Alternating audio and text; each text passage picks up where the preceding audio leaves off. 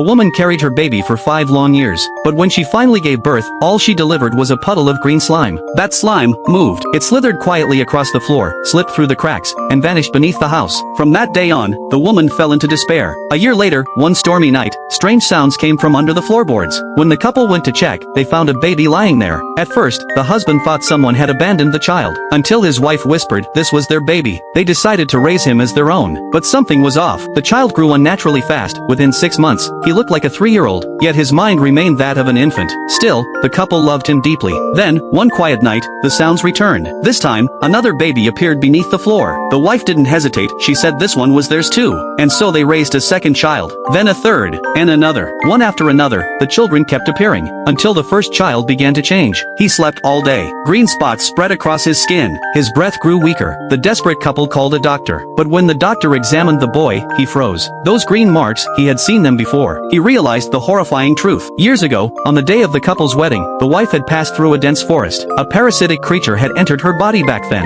And now, the child she gave birth to wasn't human at all. He was feeding nutrients back into the mother, preparing her body to release more of his kind. Unless they stopped him now, the cycle would continue. The wife's face went pale. They had called the doctor to save their son, but he told them the only way to save themselves was to destroy him. That night, the flames consumed the first child, but others still remained. The husband begged the doctor not to take them away. He promised he'd end it himself before they released more seeds. The doctor reluctantly agreed. 3 months later, a letter arrived. At first, nothing seemed strange. Then the husband's words turned darker. He wrote that the remaining children had begun to understand. They knew they were a threat. They knew their mother was still alive beneath the floor, and to protect her, they chose to die. Before the doctor could react, he saw it with his own eyes. Every one of the children walked into the fire. One by one, they vanished into the flames. The mother beneath the floor sensed the loss of her brood. She slipped away into the darkness to find a new place to grow. The doctor collected what was left, small, sleeping fragments of green tissue, and handed them to the grieving woman. Maybe, he thought, it was better to leave her a small piece of hope.